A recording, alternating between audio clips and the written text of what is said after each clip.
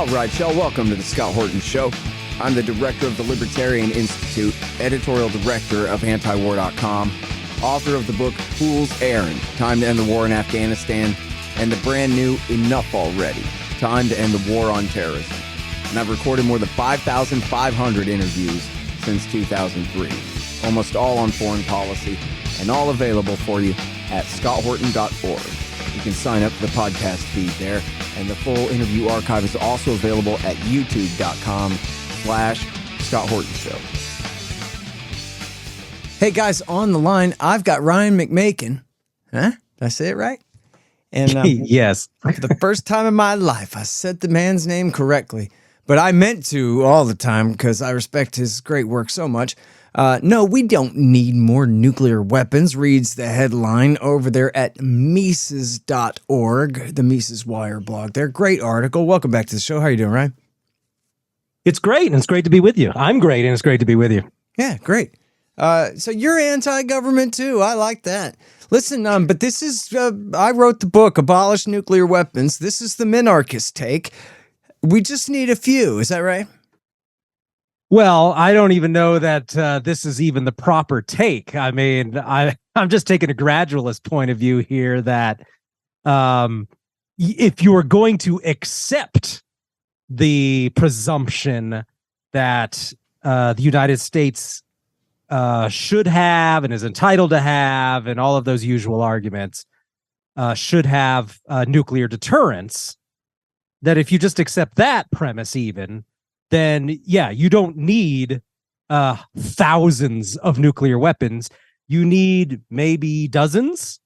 Would fit perfectly well with established, even like standard Defense Department sort of research going back to the 1960s in terms of what's necessary to establish deterrence. So, I mean, this isn't even a radical view, right? This is assuming just their argument that, yep, the U.S. absolutely needs nuclear deterrence, but then you don't take that next step, which is therefore we need 5,000 of them, because that's just crazy talk is the point of my article. Yeah. So, I mean, it's a separate argument if you want to argue that the U.S. should disarm, but even if you're going to accept the premise that the U.S. should be a nuclear armed state, then it's there. The next step does not follow that you need thousands of them. Right. Okay. Yeah. But what if we get in a 7-front war? I suppose one could be in which 7 nuclear powers would one be in that? It'd have to be almost everybody. Yeah. I mean. Okay, I mean that's a pretty wild guess that the U.S. would be involved in. Yeah. I'm just with teasing. 7 nuclear states at once. Yeah. But I recognize that you're not the only one suggesting that. Well, and listen, that you're not even seriously suggesting that. Come on, Ryan. Let's not underestimate America's ability to step on toes here. They're just telling us about China and Russia all the time, right? That's right. It's a 2-front war is the thing that they say seriously. We must be prepared for a 2-front war at all times. And so of course, these countries are next to each other. Yeah, because even if we had to nuke Russia and China, it seems like it wouldn't take thousands to get that done. Right. And I think to discuss this, we just need to talk about, like established thinking on what establishes deterrence, right? Because basically what I was looking at was recent articles saying, oh yeah, numbers matter. And if China gets 1,000 nuclear warheads, but the U.S. only has 3,500 in its active non-retired stockpile, then boy, that just makes them so much more likely to nuke the United States, because they're going to get cocky, because I guess they're up to 1/3 the number of active U.S. nuclear warheads, which is by itself just a crazy argument. But even if you were saying then that, oh, look, they got up to parity with the United States, or the United States reduced down to 1,000 warheads and China got up to 1,000, there is zero reason to assume then that China's going to think, oh, you know what? I guess we can win a nuclear war now, because the thinking there assumes that China then could engage in a first strike nuclear war attempt, and that in that first strike would take out the entire U.S. nuclear arsenal. Because if you only take out 90% and they've got 3 or 4 still deliverable nukes, well, these aren't like Hiroshima type nukes. These are much, much larger. So the Chinese regime is going to say, well, we're pretty sure we got most of them, but they could still easily have enough nukes left to completely destroy Beijing and 2 or 3 of our other major cities, but we're just going to go ahead with it anyway. Now, your regime is not going to survive that sort of thing. If you think your regime's going to survive destruction by nuclear weapons of all your major cities, a handful of your major cities, well, you're probably wrong. And I guess we don't have a historical precedent of that occurring, but I'd say it's a good bet that your regime is not going to survive that. So just all this crazy talk about how, Beijing, they're not like us. They're insane. So of course they would be fine with 10 of their cities being completely destroyed, which is the reality of any sort of nuclear arsenal where you have more than just 1 or 2, and you can know exactly where all of them are, and you can hit them at any time, which is not even a remotely plausible scenario regarding U.S. nukes, even if the U.S. had, say, 20 of them. Right. And look, nobody knows what the latest top secret war plans are and that kind of thing, but historically, there's been a lot of great journalism on this, and including insider statements from the likes of Dan Ellsberg, the former nuclear war planner, that you really do have just, a nuclear war complex inside the government, never mind the military industry kind of overlap and all that, but just even inside the government, there's a situation where everybody wants to hit the same target. So if the Air Force gets to, if even just the bomber pilots, they get to hit it with a bomb, well, the missile guys they want to hit it too. And then it's just not fair that 2 legs of the Air Force get to hit the target when we have a perfectly good submarine here, says the Navy. We want to hit that target too. And then we developed a brand new kind of missile. So now we're going to definitely use the new kind of missile and our new gravity bomb we've been working on. We're going to drop those too. And the whole thing is just a government program. Has nothing to, we're talking about taking out 1 radar station on the edge of town, but now we're going to drop 10 H-bombs on the same city. We're going to nuke the same crater halfway to China, just because, of institutional interests. And so you end up having a war plan that ends up just having dozens. In fact, there's an anecdote I have in the book.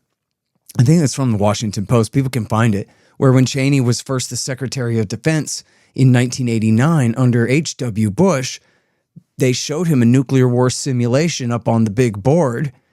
And at the point they showed where they just nuked Moscow over and over and over and over and over again. And at one point, Dick Cheney, old iron ass is what Bush Sr. called him, the worst war criminal of the century so far, starts squirming in his chair and says to his aide, whoever it was, what is this?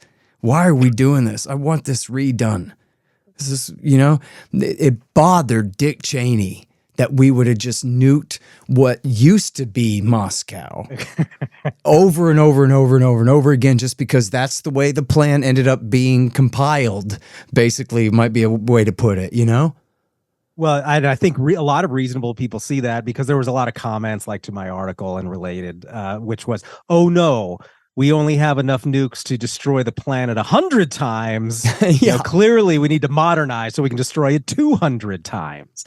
And it's just so far and away beyond what you could claim as necessary for deterrence at this point that only really crazy people at the Heritage Foundation, we got to modernize the nuclear arsenal. And then of course at the Pentagon, we got too many of these missiles are in disrepair. And what are we going to do? Because we're going to get beaten by these hypersonic missiles, and China, which in reality only has 300 warheads at the moment compared to our more than 3,000.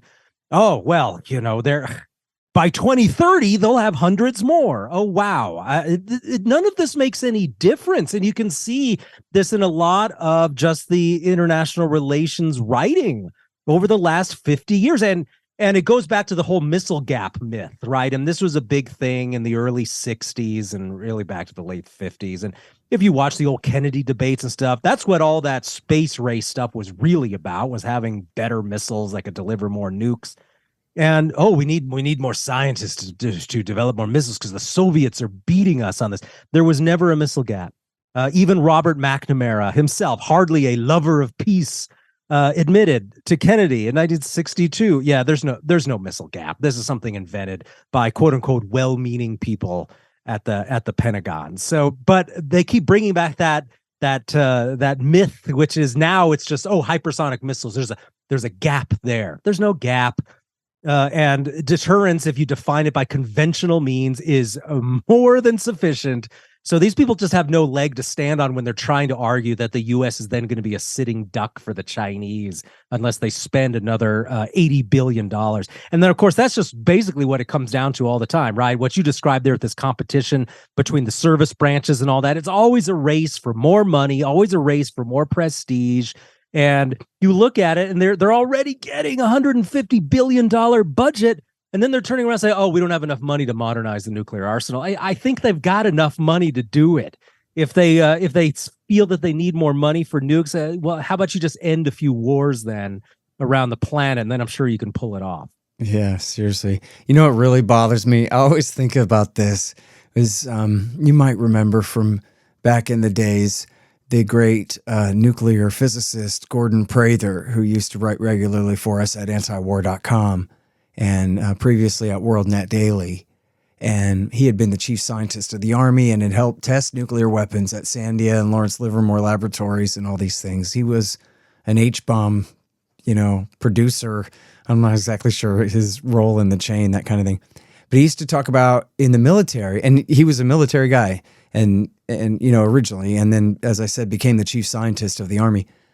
And he said, in the bureaucracy, the nuclear weapons departments of the military branches is like the dead end loser job, right? You don't get to go to war if you're in nuclear weapons. So that's where, the lower IQ dudes go to sit at desks and not really do much stuff, while the real go-getters are off, trying to take over special operations forces or, lead the big army here or there. But, that is really the least competent, right, about the nuclear arms component of the military, right? We sit here. It really is only supposed to suit the purposes of deterrence. There's no in between. Tactical nukes are a fairy tale, right? Because it's just bonkers to start whipping out nuclear weapons of any size. Look, a tactical nuke means a Hiroshima-sized nuke, right? Right. And that's something they complain about too. Where we don't have enough tactical nukes, and so we're falling behind on that. And then they get really insane and claim that let's arm. We have too many strategic nuke submarines, so we need to arm some submarines with some tactical nukes. And we'll use those too, because you can launch those from the sea, and then they'll hit a battlefield in Eastern Poland or whatever. It'll be fine. And then the targets will somehow know by magic that these are just tactical nukes as they leave the sub and fly into the air. Whereas, of course, as it has been pointed out by just plenty of mainstream people, that's insane thinking. You got a nuclear sub out there, it's going to launch missiles with a nuke on it, but you think that, somehow they'll know it's tactical and not one designed to destroy an entire city. So I'm sure it'll be fine. That won't escalate things at all. And so any talk about tactical nukes is just asking for trouble as well. Yeah, of course. And meanwhile, a tactical nuke can destroy an entire city too. So maybe not Mexico City size, right. But certainly something the size of Denver would be destroyed. Yeah, all of downtown for sure. Something like that. Yeah. And now. And look at Hiroshima and Nagasaki. That's 100,000, 75,000 killed right there. That's a 10 and a 15 kiloton bomb, Mm-hmm. I mean, but the way they talk about these things is just like it's no big deal. And we'll have a limited nuclear war. We'll just take out some key targets and all that. That's just all the smart people, the people who've actually had a conscience. They've recognized since Vietnam when they were talking about using nukes to just, clear the jungles and all that. They're like, you start launching the stuff. I really don't know where it's going to end. And so they did err on the side of sanity, which was to just not try. But we've got people, not just in the military, but I wrote an article too, once called A Brief History of Pundits Pushing for Nuclear War. And I look back at the Cold War, where you had guys like Buckley and his friends at National Review saying, I would destroy the entire planet if I had to get rid of the commies. And even if it takes 700 million corpses, it'll be fine. We shouldn't be too timid. But now we've got like left-wingers who are saying things like, well, I just can't live in a world where the Russians control Mariupol. So therefore, we should just do whatever it takes. And people should quit being such cowards about nuclear war. And this is insane talk too. Every bit as insane as the old Cold Warriors were doing back 50 years ago. Yeah. Hang on just one second. Hey, y'all, the audiobook of my book, Enough Already, Time to End the War on Terrorism, is finally done. Yes, of course, read by me. It's available at Audible, Amazon, Apple Books, and soon on Google Play and whatever other options there are out there. It's my history of America's war on terrorism from 1979 through today. Give it a listen and see if you agree. It's time to just come home. Enough already. Time to end the war on terrorism. The audiobook. Hey guys, I've had a lot of great webmasters over the years, but the team at expanddesigns.com have by far been the most competent and reliable. Harley Abbott and his team have made great sites for the show and the Institute, and they keep them running well, suggesting and making improvements all along. Make a deal with expanddesigns.com for your new business or news site. They will take care of you. Use the promo code SCOTT and save $500.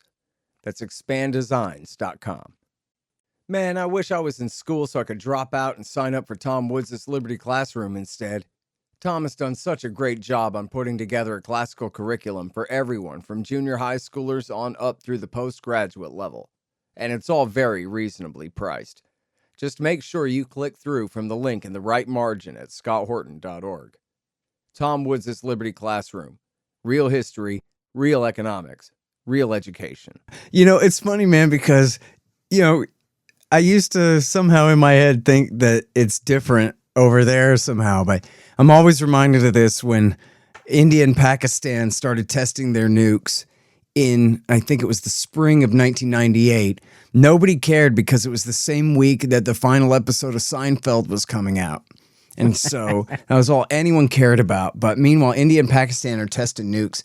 And I saw on some foreign news channel or something, a clip of a Pakistani general telling the cameraman, you tell those Indians, we're not scared of their atom bombs. Bring it on. And I just thought, I just liked the way that he phrased it, that it was a matter of how afraid he was or not. That was going to have anything to do with the destructive power of these weapons. And, I don't know if the Indians had H-bombs yet. I think they do now. Yeah, it's weirdly sort of... I don't know how I would describe it. It makes you feel better in some sort of weird way that the people around the world aren't any crazier than the people running your home country. But our guys are just as crazy as them. That they're about equal crazy. Yeah. Right. They say the same sort of stuff. And, that's just politics for you. And so, these people are not fundamentally different. Even though, right, especially in that sort of situation where you've got like a real border dispute and stuff, it seems like you would be bending over backwards to avoid some sort of escalation. But, it's interesting that you note that nobody even really seemed to care when in the late 90s when that happened, because I remember looking several years ago to find out when India got their nukes and the same with Pakistan and all that. I thought the India thing had occurred much earlier because already by the year 2000, we were already talking about India and its nukes like it was old ancient history. Mm-hmm. And it just wasn't even something we had to talk about anymore. In fact, I think it was kind of known that they possessed them, but they hadn't tested them yet. And they didn't test them until 98. But I think that I'd have to go back and see, but I believe that the idea was that they had sort of soft announced that they'd had them years before or something like that. Yeah, it's the late 90s is accepted as the period when India officially joined the nuclear club. Mm-hmm. I mean, I don't know what date they put down for Israel, right? It was just been kind of known that there's an arsenal there, and one similar to the U.S. in the sense that that's suspected that they have a nuclear triad as well. And that's actually a example you could use of, here's a country with 80 nukes or so. That does anyone doubt really that that deterrent doesn't work in the Middle East? I think trying to have troops roll into Tel Aviv and get people there to hit the nuclear panic button would probably be a bad idea. But there's a big difference between 3,000 and 80. And it seems that 80 is at least as frightening as any slightly larger number or much larger number. And especially if you have no way of guaranteeing that you could take them out, because they have some on planes, they have some in nuclear or in nuclear subs or any type of sub, and they've got some on the land somewhere. So we can find examples of basically all these countries, because only Russia and the U.S. have these crazy multi-thousand unit arsenals. Everybody else has managed to establish deterrence, including North Korea, because the U.S. simply has never invaded a country that has nuclear weapons. It acts as a pretty good deterrent, even though we're not talking about huge arsenals. So the U.S. has itself shown in its willingness to invade only countries that have no nuclear deterrent that, well, it has a pretty big effect, even when you haven't shown that you have especially reliable missiles or other methods of delivery. Yep, absolutely right. And in fact, Iran has gotten away with deterring us with merely a latent nuclear program. They've showed that they know how to master the fuel cycle and enrich uranium up to whatever percent 235 they want to. And this is, pretty nice status quo where we're holding it now. And it's one of the major things, I think, that's prevented the United States from attacking them this whole time, even though that's supposedly the casus belli, that they're making nukes. It's actually the reason not to attack them is that they're right on the verge of it, but they keep stopping short of ever trying. As long as we don't attack them, it's probably the number one way to get them to go ahead and go for it. Would be to hit them instead. You can see the political benefit of being in a world where Iran almost has nuclear weapons, but doesn't quite. That's extremely beneficial for U.S. foreign policy then, for fundraising, for them too. For saying, we need a new war with their allies now. Right. But yeah, look at Saddam. He had nothing. They bulldozed right over him. Gaddafi was like, well, I have some centrifuges in boxes in a garage. You want those? And they said, yeah. And they turned around and murdered him 7 years later and overthrew him. The North Koreans said, forget this. They started making atom bombs. Haven't messed with them. Won't talk to them either, but, Yeah, the U.S. military action of the last 30 years has been the best argument for getting a small nuclear arsenal if you can. Absolutely. And look, it's the number one reason why we ought to be backing off this ridiculous fight with the Russians right now is, you do get to a point where, never mind deterrence. These guys could wipe our entire civilization off the face of the earth in just the space of an afternoon if it comes down to the thing. And I believe Putin when he says that they still have a dead hand machine where it's automatic. If anybody nukes Russia, all the nukes go off toward the United States. So don't try it. And even if they're all dead, it doesn't matter. The machine will do it. Well, and you certainly hope there aren't any accidents or mistakes in those cases. And that's another point I make, too, is that when you've got these humongous arsenals that are unwieldy, you got a lot of different people doing a lot of different things with them. It's a lot harder to ensure that there aren't going to be any mistakes or accidents in those cases. And that's another thing that was recognized by even the people in power decades ago, was the nuclear deterrence is only really working well, you can say, if you have control over the arsenal and the ability to prevent accidents or unauthorized use. And so once you're up in the territory of thousands of them, can you really say that you've got for sure control over that? So the higher the number, the greater the odds that there's going to be some sort of accident. And that should really frighten a lot of people. And so that's just an ongoing problem. It's another reason why the arsenal should be reduced. And then, of course, you should publicly announce our nuclear posture is that we will never launch a first strike. This is defensive use only. But they refuse to say that and really to come out and just make it clear. Because they all want to be able to say, oh, well, you never know what other thing might happen that requires us to launch 500 nuclear warheads. So They don't even do what is necessary in terms of taking what they've got and making it more defense oriented. Yeah. I'll never forget when Barack Obama was talking about, yep, when I'm president, I'm taking the drones to Pakistan. I'm going to kill some terrorists. And one of the reporters said, well, you wouldn't nuke Pakistan, would you? And by the way, he was talking about fighting sub-state actors there with the permission of the national government, but the reporter lady didn't know that. She didn't know what was going on. So she said, but you're not going to nuke Pakistan. And Obama goes, no, I'm not going to nuke Pakistan. We're talking about 500-pound bombs here, lady. Chill out, right? Then the next day, Hillary Clinton attacked him and said, you see how naive and unprepared this guy is? You never announce that you're not going to nuke somebody. It just shows his inexperience, that he's not qualified for this job. Well, that's the reason, right? You're exactly right. That's why you've got to maintain that you've got a hair trigger on your nukes at any given time, because you never know what they'll take advantage of. So you've got the world's hugest military. You've got the second largest nuclear arsenal. Of course, not that the difference between ours and Russia's matters at all. And yet the paranoia, or at least the stated claimed paranoia, is still that these enemies, these tiny, poor countries, could launch a successful war against you at any time. I mean, you really have to be out to lunch to find these sorts of arguments compelling, but a lot of people do. Yeah, man, absolutely. All right, so can I get a few minutes with you on the economy here? Sure, let's talk about the economy. What in the hell? All right, now here's the deal, everybody. In case you don't know this, and listen, I try to make this as easy for people as I can, okay? Listen, you could be a right-winger of any flavor or description. You could be a liberal, left-wing, progressive, socialist, anything you want. I don't care. I'm not arguing about that. I'm not saying that. But I am saying this, and you got to believe me. It's just true, and you can look into it and figure it out, and you'll probably hear the man in a second here.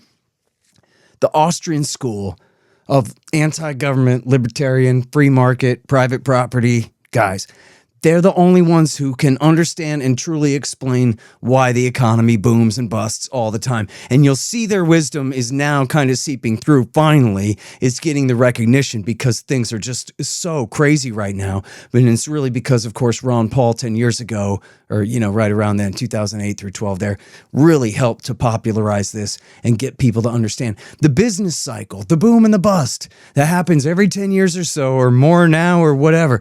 It's the government messing with the money. Tell him, Ryan.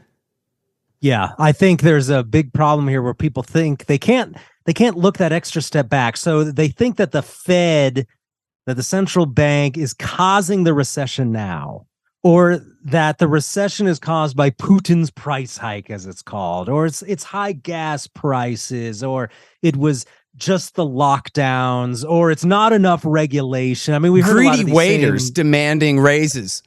Right. Right. I mean, it's these little things that have nothing to do with boom bust cycle, because yes, it's manipulation of the money supply. It's these wealthy people running the central bank and the US Treasury and the hedge funds and Wall Street who are absolutely addicted to a rapidly growing money supply at all times. This financial sector depends heavily on the central bank constantly creating more and more money, extending more and more credit, buying up more and more assets, even like US Treasuries and mortgage-backed securities, in order to keep interest rates low. And this all feeds into the business model of large banks and Wall Street guys. And they want it that way.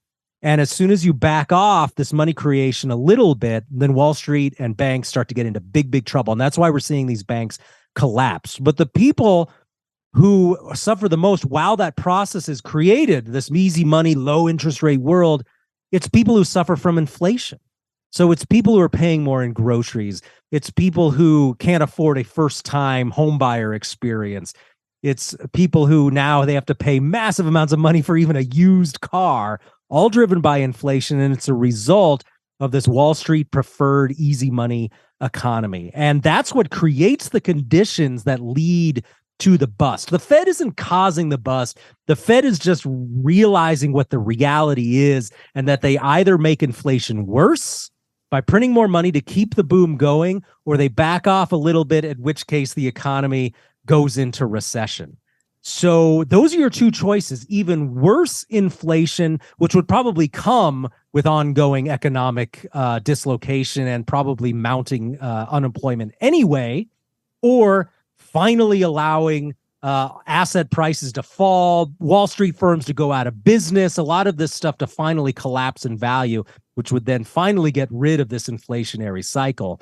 But boy, they sure don't want that to happen. The bankers desperately want ongoing bank bailouts. They want more money. They want low interest rates, and they want to make you pay a whole lot more in gasoline and rent and groceries in order to make sure that happens. Yeah. Man, so how much money have they created lately to bail out these banks that are failing here? Well, it all started back in 2008 when they started just buying up worthless mortgage-backed securities. So the thing is even as all of these Americans were foreclosing, they, of course, the values of homes were going down and they were becoming more affordable. So had that been allowed to happen, if home prices had been allowed to really fall, you would have had tons of ordinary people in the years soon afterward be able to afford houses that they had never been able to afford before. But instead, what the Fed did was no, we don't want the value of these assets to go down because my friends on Wall Street, they owe tons of these mortgage-backed securities, which are based on home values. And these are owned by hedge funds and Wall Street guys. And it's an investment instrument. And we don't want the value of those to go down. So the Fed's going to print up about $3 trillion in order to buy up a bunch of these bonds. And then we're also going to print up about, another $5 trillion so we can buy a bunch of government bonds to keep interest rates low on that so the government can keep borrowing more money to produce more nuclear weapons or invade more countries and all that. And so that's the system that was created in 2008. They created about $9 trillion new dollars just in that. And then, of course, during the lockdowns, they created another $6 trillion essentially to finance loans and to just pay out money in order to keep people from starving to death because they'd shut down all sorts of small businesses and wouldn't let people go to work. And so then what you had was just this huge wave of monetary inflation, new money created. And then, of course, lo and behold, prices went up massively. And now what you've had is 24 months in a row of real wages going down. What that means is every month, your wage increases, even in an inflationary environment, aren't going up as much as actual price inflation is. So you're actually getting poorer every month. So now we're in a situation where people are getting poorer for 2 years straight in terms of the real wages. And now, in spite of the Fed bailing out these banks and continuing to do a bunch of stuff on the side to keep things going, you're probably going to lose a lot of jobs anyway in the economy. So people, they got poor for the last 2 years in real terms, and now they're actually going to lose their jobs in a lot of sectors. And of course, we've already seen about 500,000 job losses in a variety of sectors, not just tech. And that's the direction we're headed in now. This is all part of that experiment that began back in 2008, and really even to a lesser extent back in the late 90s. Mm-hmm. And they just want to keep it going, just more inflation, more easy money for Wall Street. And this is, as the economy becomes more and more chaotic, as inflation mounts, and as employment starts to soften, that's the result of it all. Mm-hmm. Man, so where we're at now is that they are, I think I read your latest headline said, they got scared and now they're backing off raising interest rates anymore. So we're really stuck with this worst of both worlds thing where we have this, continuing inflation and recession at the same time. Instead of just causing a bad enough recession to lick the inflation, start all over again. Right, because if we're going to have to deal with recession anyway, it should have been interest rates should have been allowed to rise enough, and the Fed allowed to rein in enough, some of its newly created money enough that it actually ended inflation, price inflation. I mean, so rising prices. But it didn't do that. They're already to the point where they're like, oh no, some of these banks failed, and there's a lot of my rich friends are really getting hurt by that. So we'll do like a small, tiny interest rate increase this month, but next month we'll probably stop, maybe hold still. We won't sell off all the bonds in our portfolio that have been propping up home prices at these unattainable levels. And So they're already backtracking on that. They're already chickening out. They're already saying, well, we'll get inflation down eventually. And that's literally what he says. We'll get inflation back down to that 2% eventually. Who knows how long that'll be? And meanwhile, of course, lots of people will be suffering more because, boy, used cars. I mean, I'm just looking at headlines on that. Just totally unaffordable. Home prices, they have not even gone back to where they were in 2019, at which point they'd already inflated in their prices for years and years. So it's just going to be a long, hard road unless the Fed really sticks with it and raises interest rates more. And I want to note that when I say raise interest rates, what they're really doing is just allowing the economy to heal and allowing interest rates to go to a more normal level that's not a result of all this blatant central banker manipulation. Mm-hmm. And so it's not so much of they're just setting this interest rate and their meanies jacking it up higher and higher. They're just taking less action. They're just doing less. They're taking their foot off the gas pedal and letting the economy readjust to where it should be. And that's what's causing all these bankers, all of these problems, because they've got zombie companies. They can't function. They haven't made any real money in years.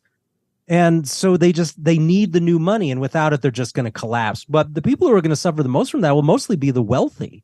And when you look at how the rise of those financial groups has actually made the economy worse in terms of real manufacturing and real production and small businesses and all of that, normal people have suffered for years in order to create this economy we have of huge banks and these firms and hedge funds that are making tons of money off the low interest rate economy. So it's to have a recession would be to finally reverse that situation to what it should be. But they don't want that to happen. And they're going to phrase it as, oh, we got to keep things going, regular people, or you'll never recover. You'll never have a job again. And they just want to frighten people into keeping the old system going, which is all constructed and put together to help only certain wealthy friends of the regime, really. Yeah. Well, folks, sad to say, they lied us into war. All of them. World War I, World War II, Korea, Vietnam, Iraq War I, Serbia, Afghanistan, Iraq War II, Libya, Syria, Yemen, all of them. But now you can get the ebook, All the War Lies by me, for free. Just sign up for the email list at the bottom of the page at scotthorton.org or go to scotthorton.org/subscribe. Get All the War Lies by me for free. And then you'll never have to believe them again. Hey, y'all, Scott here. Let me tell you about Roberts & Roberts Brokerage, Inc. Who knew? Artificial bank credit expansion leads to price inflation and terribly distorted markets. If you've got any savings left at all, you need to protect them. You need to put some, at least, into precious metals. Well, Roberts & Roberts can set you up with the best deals on silver, gold, platinum, and palladium. And they've been doing this since 1977. Hey, if you just need some sound advice about sound money, they're there for you, too. Call Tim Fry and the guys at 800-874-9760. That's 800-874-9760. Or check them out at rrbi.co. That's rrbi.co. You'll be glad you did. And look, anybody could tell you, rich get richer, man. The whole thing is at regular people's expense. And the thing that bothers me about this is, you mentioned used cars and whatever other, stocks and bonds and properties and things that people have. But we're talking about homes where supposedly the good part of this is when home prices are going up, up, up for the people who already own a home, I guess. And then if they sell it, but now their property tax is going through the roof. So it's probably mostly a wash anyway.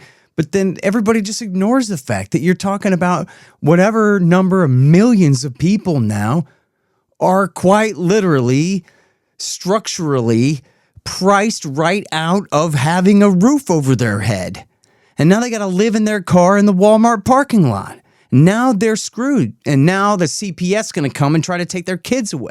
Now, they live in a totalitarian state because they don't have a place to live. So they're at the mercy of the rulers of the public property where they're banished to. They can't afford rent. They can't get into a house. And now we need a massive depression so that things will get back to normal and just the average schlub can have a job and a place to live without necessarily specializing in anything. You know, not everybody is extremely talented and with the ability to like figure out, or maybe they have health problems or family problems or got hit by a motorcycle or whatever problems. That means that they're not in a position to trade on the market and make a lot of money. Maybe they're just, but you know, as Boots Riley says, a lot of homeless people got jobs. And that's true. I've seen the statistics on that when I was in communism in college. I took a class in Bolshevism there. And there's a lot of good statistics about that. And you see it everywhere. And it's not all just junkies. It's really not. And in fact, a lot of the junkies are junkies because they're hanging out with junkies because they're homeless all day. They got nothing to do anyway. And, you know, and by the way, not that I'm a communist, because I really am truly an anti-government guy to the nth degree. But I'm just saying it's pretty easy to see why people feel like, geez, you're counting to me, Ryan McMaken, trillions and trillions and trillions of dollars going from the government, printed out of nothing at all our expense, taxed right out of our paychecks, to go to make Wall Street banks whole. Trillions. But you're telling me you can't find 20, 30 billion? You got 100 billion, not you, they, the state, got 100 billion to throw into a border war with Russia, for God's sake. But you can't find 10 billion to try to give people a warm place to sleep in the wintertime, because that would be communism. You know, it really seems pretty unfair. Well, I mean, there's so many bad narratives in there, right? Heck, I even have people submit articles to me trying to claim that money spent on welfare is bad, but money spent on defense, that's defendable, which doesn't fit with our philosophy of the Mises Institute at all, right? Government spending it all distorts the economy. It's all a transfer of wealth, and taking money from the taxpayers and giving it to, this war in Eastern Europe that has nothing to do with U.S. defense. That's just a transfer of wealth to certain people who make weapons and people in NATO and that sort of thing. And you're right. And then simultaneously, while they're shipping all that money over there, they're like, oh, you know, we don't have enough money to build bridges right now.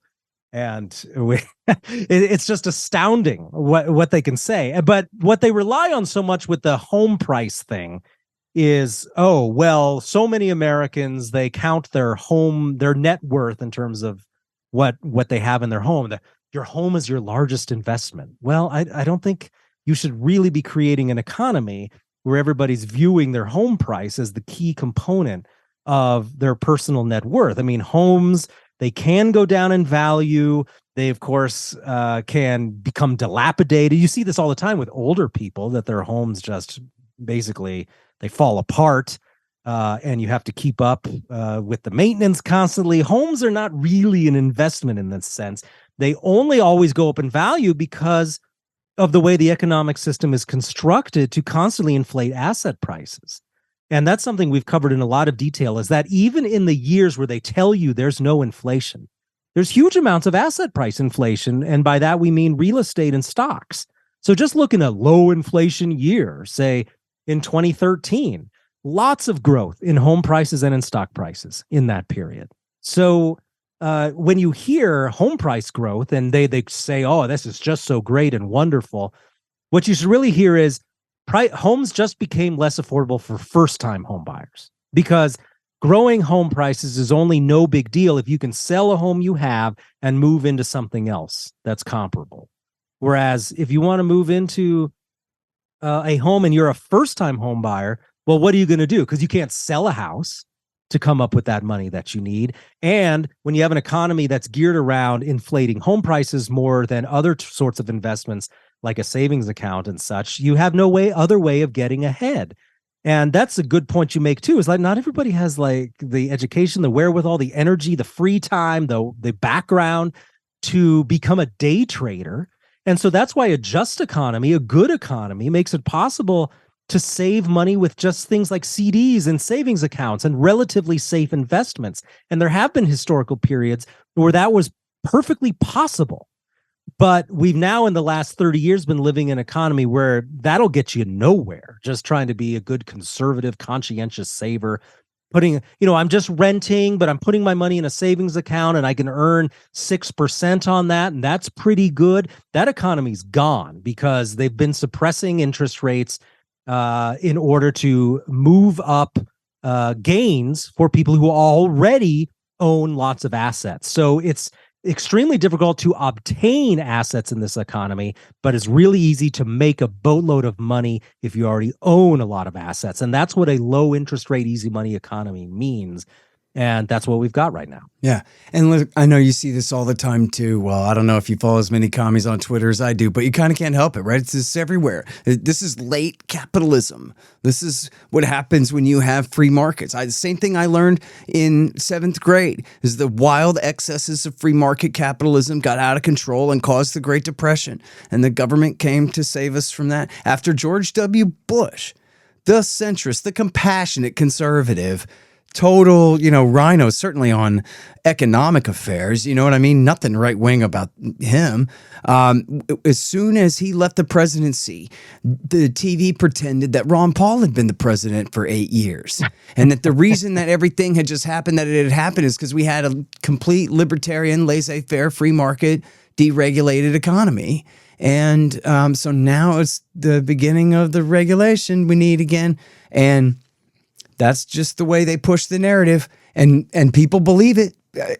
People, and I think the real danger ultimately is that people really do believe in socialism. I saw a headline, this isn't the worst thing in the world, but I saw a headline today, state of California wants to start producing insulin and sell it for $30 because, of course, there's a racket that controls insulin and prevents competition and all these things with the FDA and the rest up there. And so there's an opening here that when capitalism is so corrupt, there's an opening here for a guy like Gavin Newsom to say, yeah, little Bolshevism might be the solution to that. And it sounds reasonable to people. When the game, there is no playing field at all. The whole thing is rigged from top to bottom, and people feel that way about it, But ultimately, so you could have the Fed's created a cartel that limits the supply and raises the price of insulin with federal regulation. And so then it seems necessary that California create a different cartel to produce insulin to deal with the first cartel. That's where we are.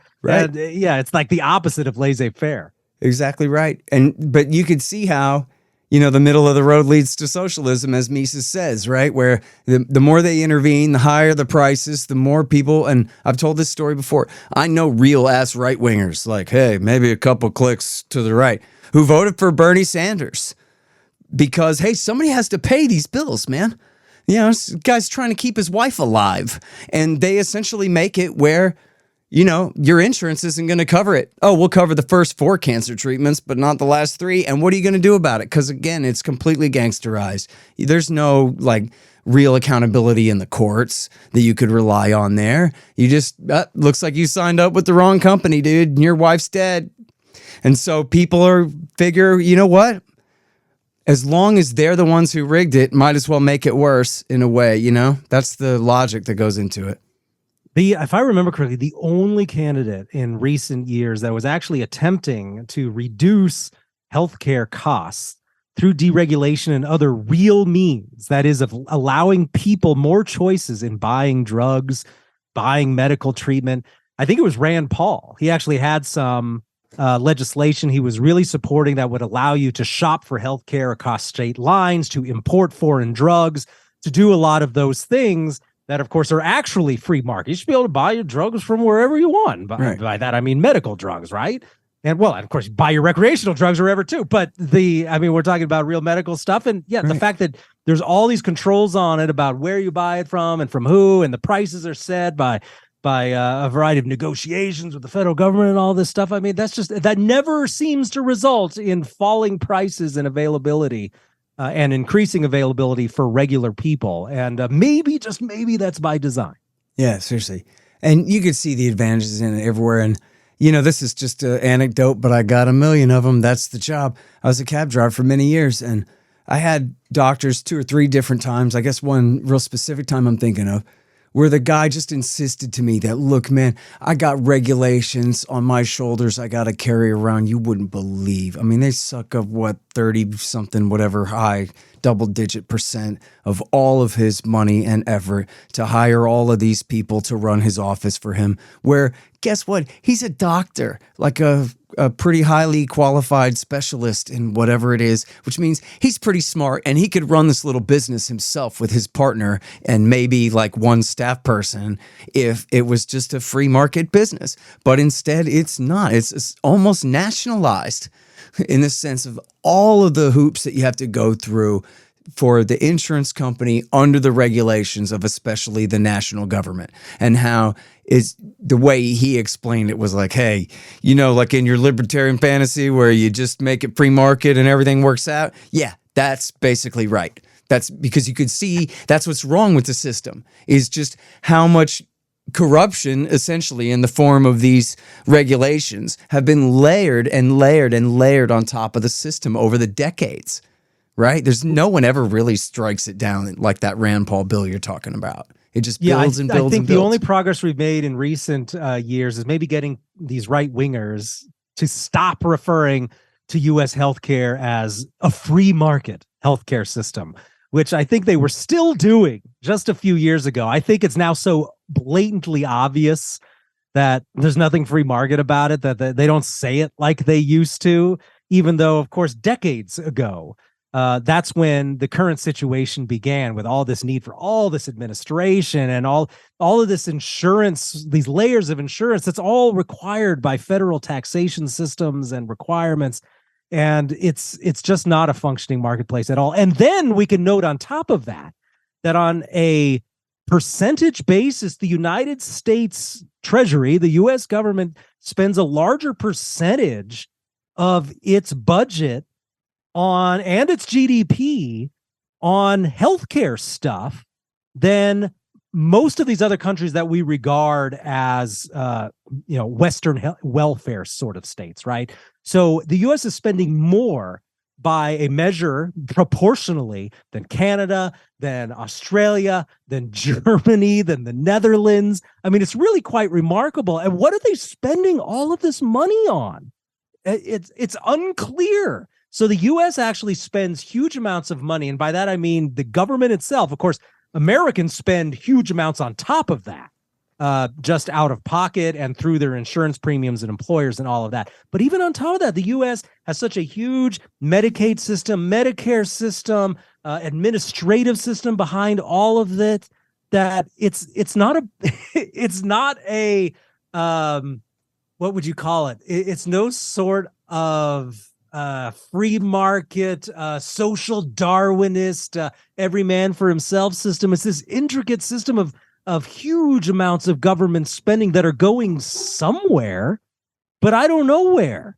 And so it's more expensive for everybody somehow. And you're talking about, Ryan, the consumer to the government. You're correcting for the insurance costs. You're saying besides that. Yeah, if you include what you and I pay through our wages for insurance or what employers pay for insurance, that's of course huge, right? But even if you take that out, what the U.S. government spends directly on healthcare services for government provided healthcare or subsidies, it's larger than in many of these Western European countries. So it's just astounding that they're spending that kind of money, and we still have an inability for people to obtain some sort of affordable health care through one system or another. So that what I'm saying is the system is just like broke 3 times over. Yeah. And that it's got just this horrible system that's like quasi-market, quasi-government, and both systems are just simply awful because there's no freedom allowed anywhere. It's just completely controlled by all these federal bureaucrats and other policymakers who don't have the slightest idea how it should work. Yep, absolutely. All right, well, listen, guys, the Austrians are right about everything, but especially the business cycle. And so even if you don't like our free market healthcare stuff, listeners who tend to put foreign policy first from all different places on the spectrum, you got to concede that the boom and bust cycle is the way that they describe. And to find out all about that. You go to Mises.org, and Ryan is the editor over there. But of course, that's the home base of Bob Murphy and Joe Salerno and Mark Thornton and all of these brilliant geniuses who understand all of this stuff too and teach it so well. So that's Mises.org for the Ludwig von Mises Institute. And you can find Ryan McMaken over there at Mises Wire pretty much all the time there. And it's the best of stuff. I know you'll love it. Thanks very much, Ryan.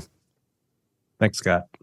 The Scott Horton Show and Anti-War Radio can be heard on KPFK 90.7 FM in LA, APSradio.com, antiwar.com, scotthorton.org, and libertarianinstitute.org.